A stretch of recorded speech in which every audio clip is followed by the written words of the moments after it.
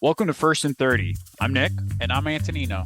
We're two 30-something-year-old guys who take the best ultimate reality television show in this hemisphere, American football, through four uncensored downs of mostly unbiased opinion and some analysis. In a game broken down into 10-yard segments, we take it with you one step at a time. That's First and 30. Let's go for it.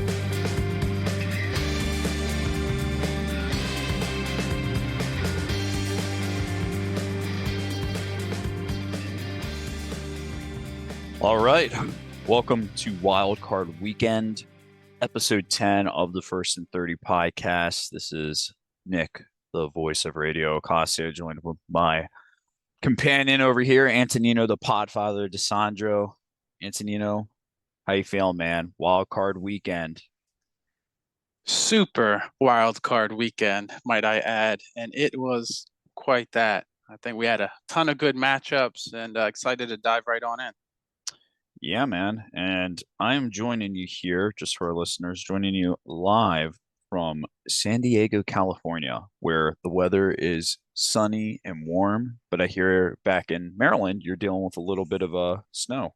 Yeah, we got a little bit of a snow coating here. Went for a walk with my husky. I know he enjoyed the snow, but I'm excited to feel all the good energy and good vibes you have going from the sun over there. Yeah, I mean, it's what, like 8:30 right now in the morning while we're recording this, so I'll have to get out, get some sunshine, get my coffee going. But good to be out here visiting some family. But without further ado, man, wild card weekend, big matchups. There were actually a lot of blowouts, which was a little disappointing. I'd say there was probably only one really good game over the weekend that we'll touch on here in later on our down. So without further ado, let's hop into it. First down, high hopes. Hi ho, it's home from work we go.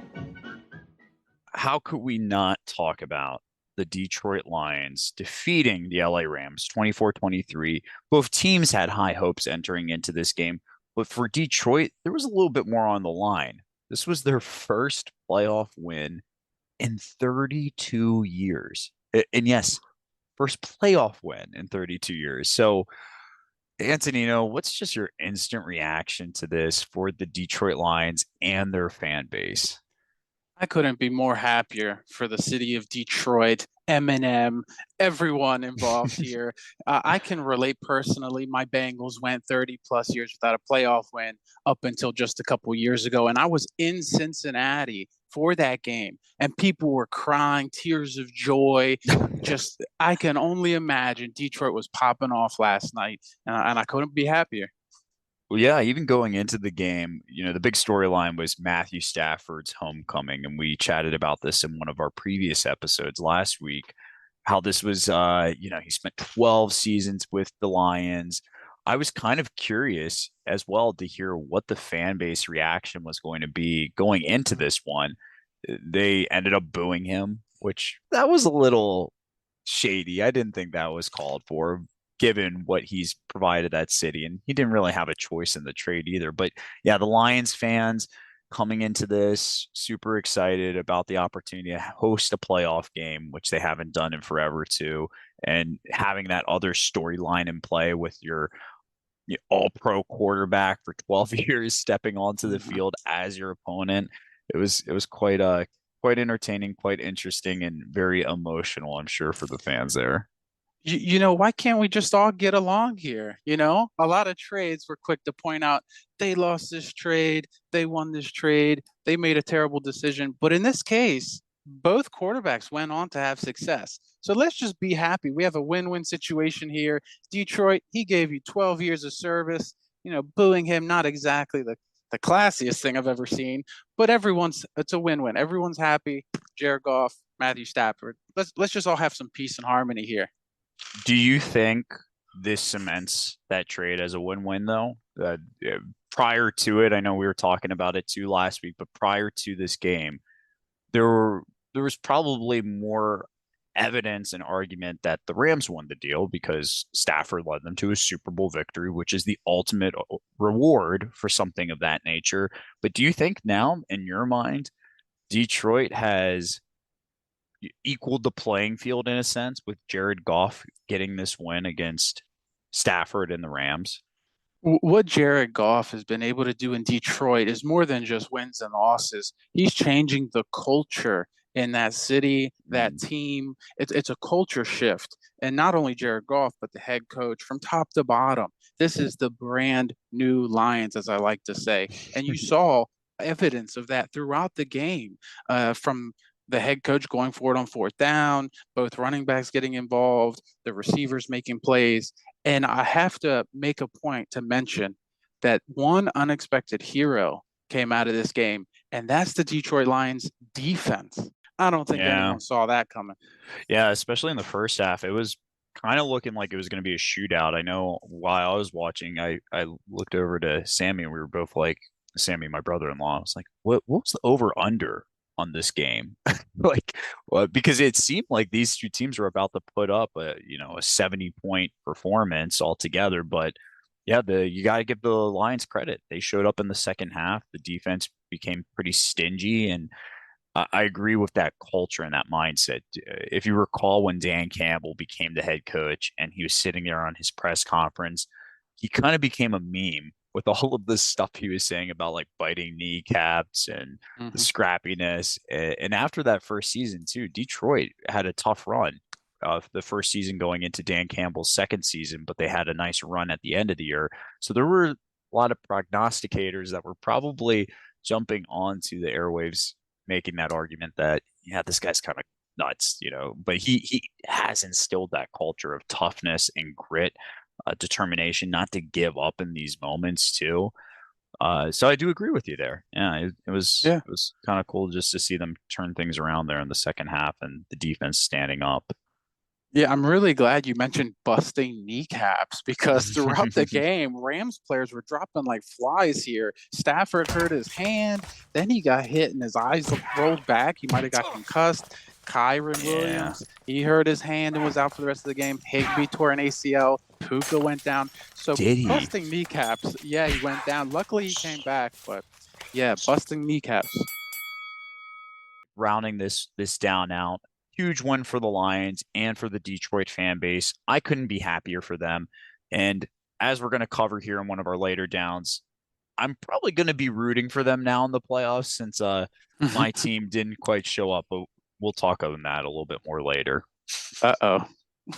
Yeah. So, all right, Antonino, first down's up. Second down, they are who we thought they were. But they are who we thought they were, and we let them off the hook. So the Miami Dolphins came into Arrowhead with -4-degree wind chills and frigid cold conditions, having to not only play in that environment, but up against a quality opponent. And as we have seen this season, the Miami Dolphins are who we thought they were, and they could not beat a good team. What are your thoughts here? The Miami Dolphins just did not get the spark they needed, the spark that they constantly got throughout the year. The big plays never came today on, like you said, that frigid day out in Kansas City. Um, Miami Dolphins, maybe they're just meant for warm weather. I know they have 11 straight losses and temps 40 and below. I don't know. This just isn't a December, January team.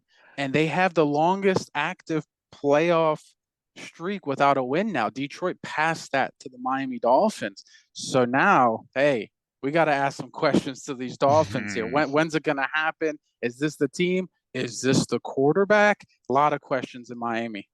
Yeah, so I want to get on Tua here in a minute, but just to kind of push our point across with Miami, and I'm glad that you mentioned their record in cold or climates and conditions. But this season, they went 1-6 and averaged only 15.1 points per game on offense against teams with a winning record. Now, against the rest of the teams that they played, they went 10-1 and generated 35.5 points per game. That is a huge swing in dichotomy.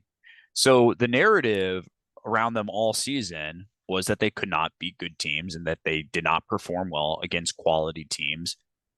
The numbers don't lie here. The offense was like Dr. Jekyll and Mr. Hyde.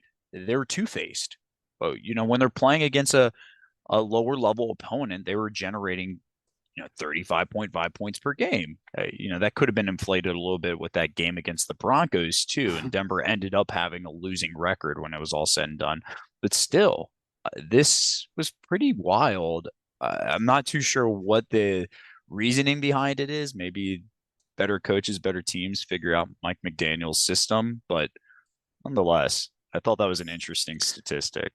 Yeah, especially you mentioned 1-6, and I think that one win was against the Cowboys. Okay. So no pun intended. We'll get I to that think later. I think there was a pun intended, but I'll let it go.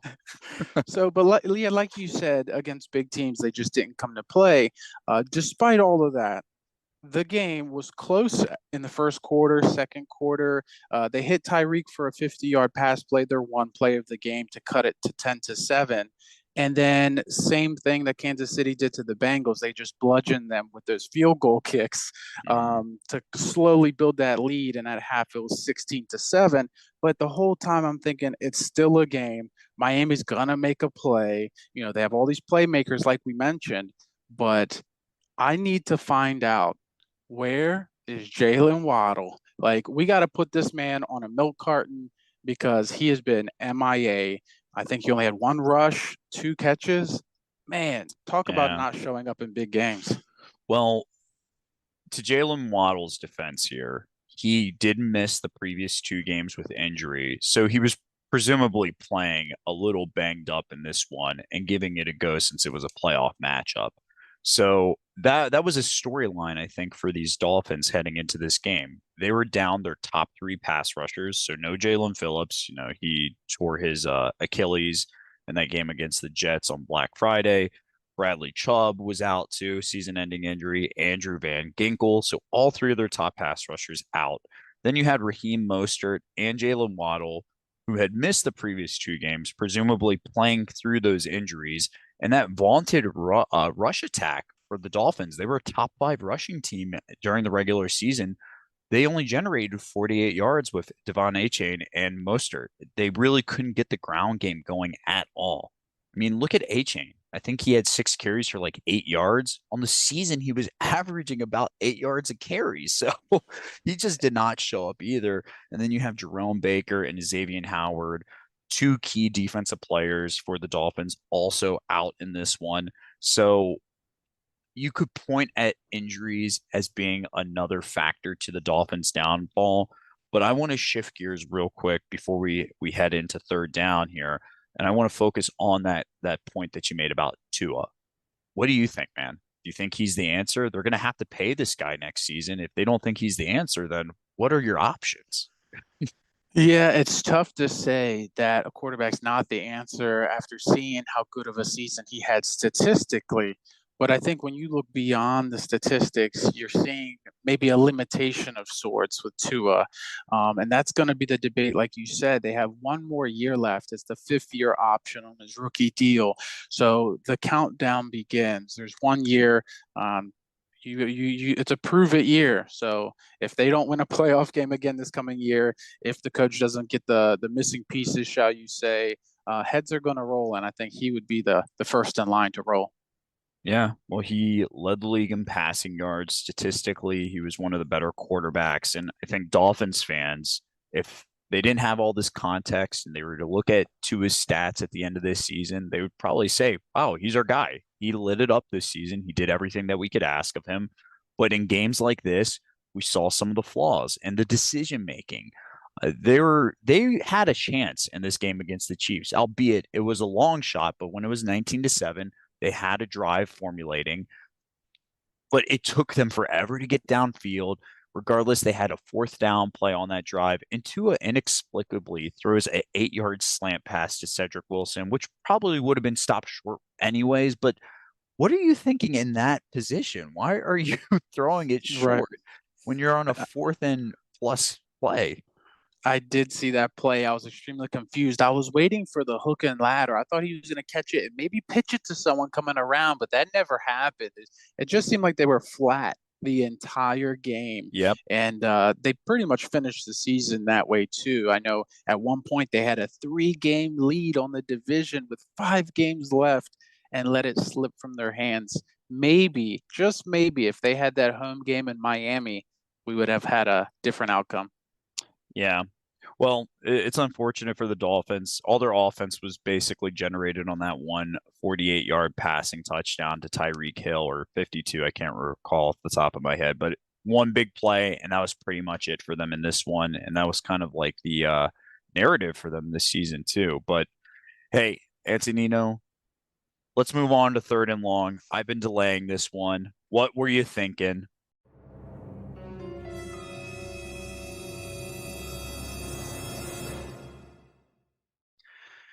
And we're going to have to talk about the Dallas Cowboys.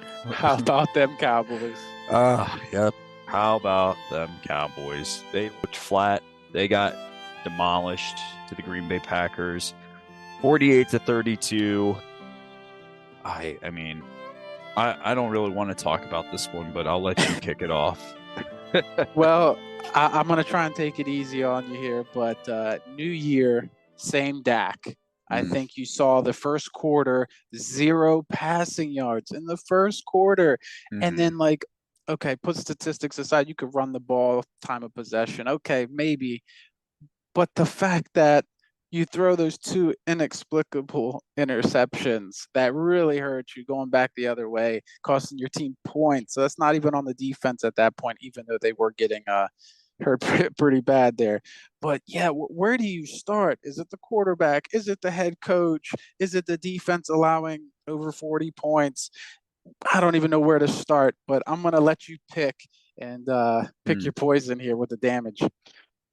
I think it's too easy to blame Dak every time things don't go Dallas's way.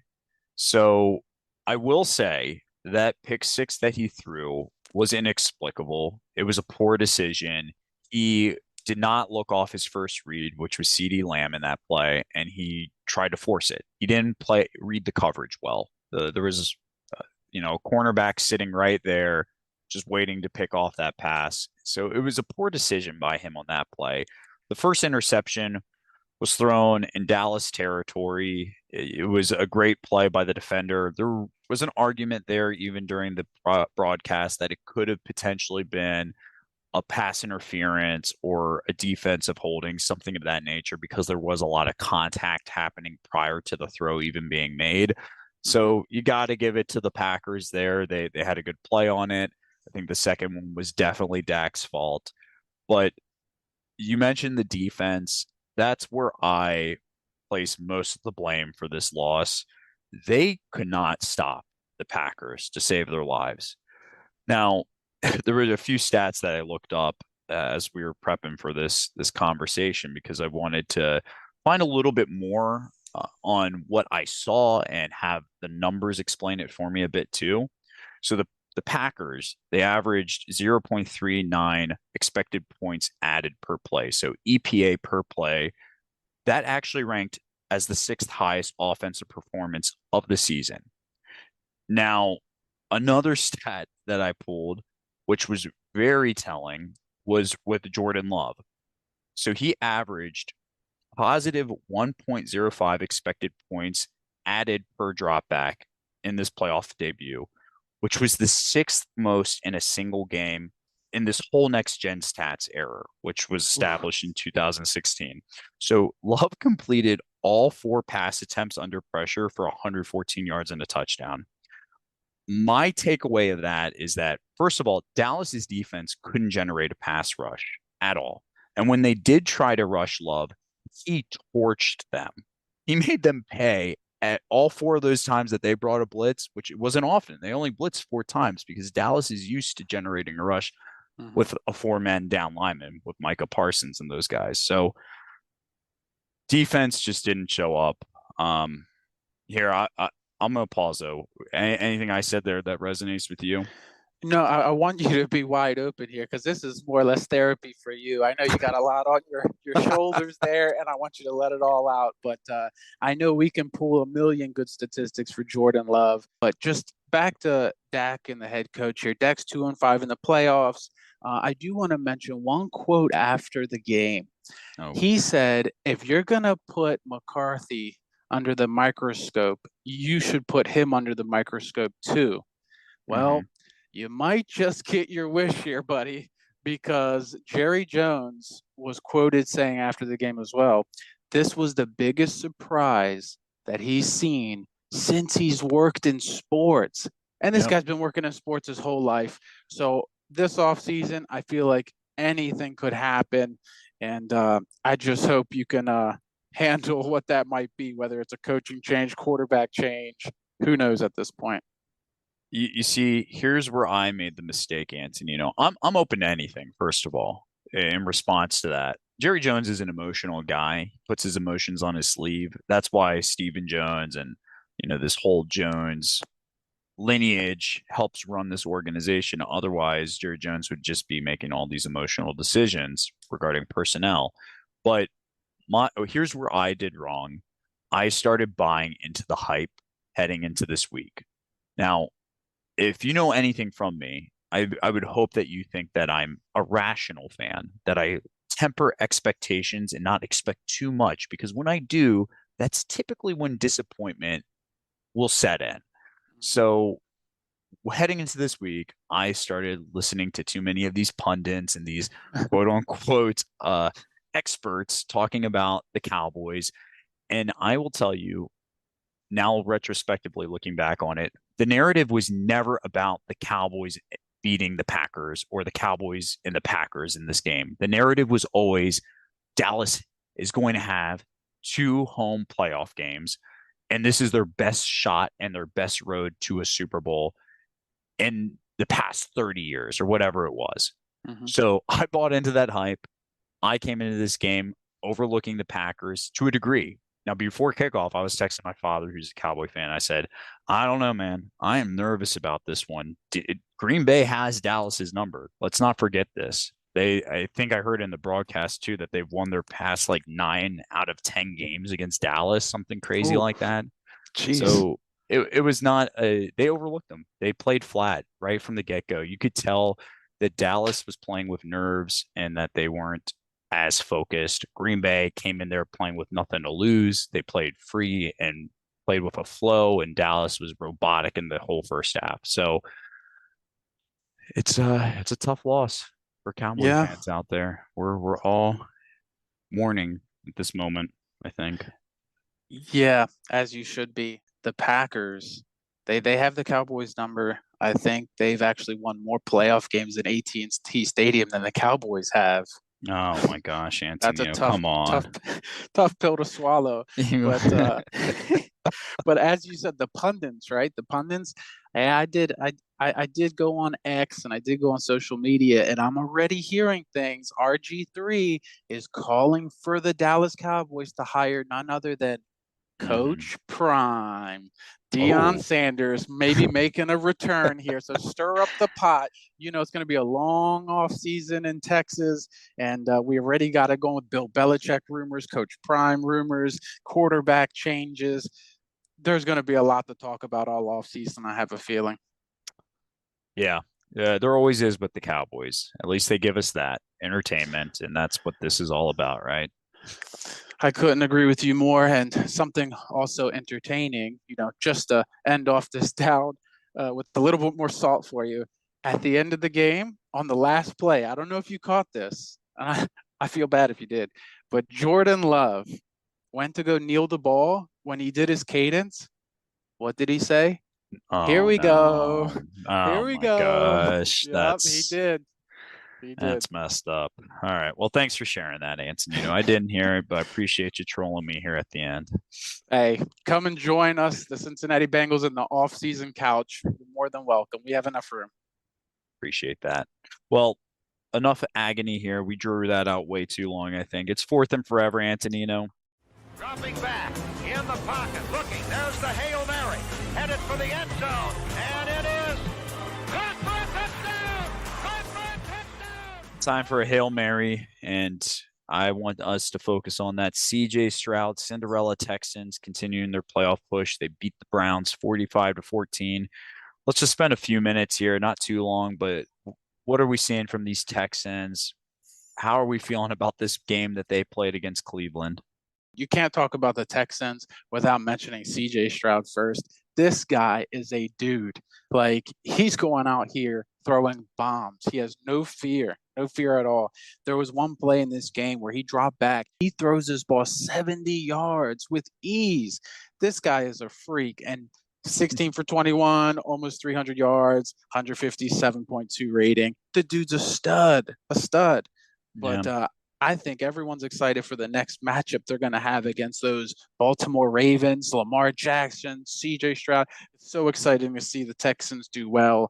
Happy for their head coach, coach of the year candidate. So a lot of good things coming out of Houston, and they might be the best football team in Texas. Oh God, come on, Antonino. I couldn't resist. Okay, I'm done after that. We're going to be throwing in more jabs after we moved on. I couldn't You hear resist. it. You hear it here, guys. Antonino is just taking shots at me.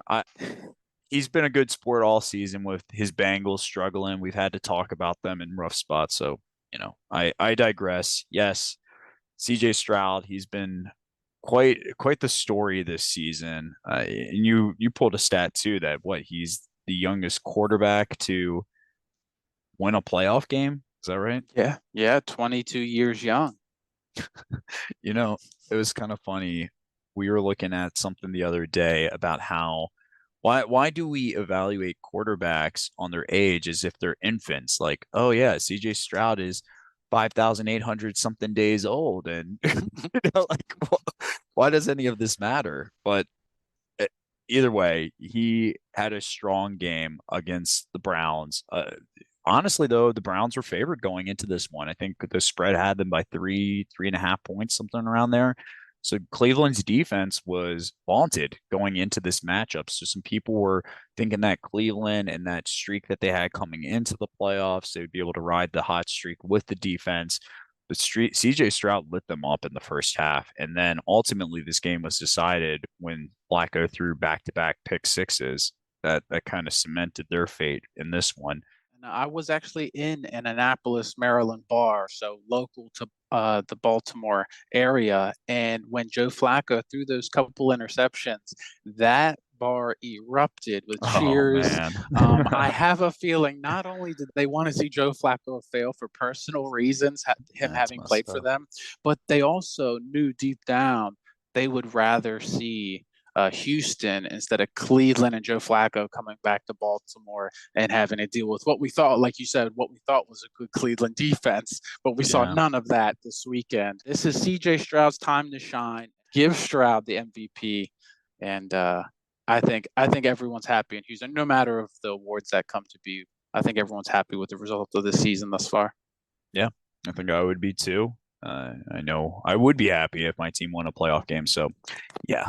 Anyways, let's wrap this up, man. Let's end it on a positive note. Let's not talk about the Cowboys here either. But I am going to backpedal to the Detroit Lions. Dan Campbell had a rough, rocky start. He was kind of a hijinks, a joke to begin with that press conference. People didn't take him seriously, especially after the first year and a half under the helm as the head coach of the Lions. However, he remained true to his character, to his values, and his perspective on how he wanted to build this team and its culture.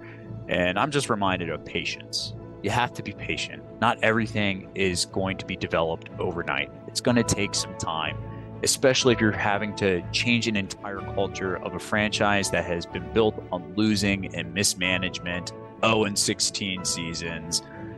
I'm really impressed with what he has done, and I think we can kind of take away from that too. You might not win them all at the beginning. It might be a rough, rocky road to start things off. Just remain patient, continue to build your culture and your brand, and success might be down the pipeline there. All right, man. Well, with that, thank you for joining us for another episode of First and 30. Until next week, remember, when your number is called, no matter the odds, Just go for it.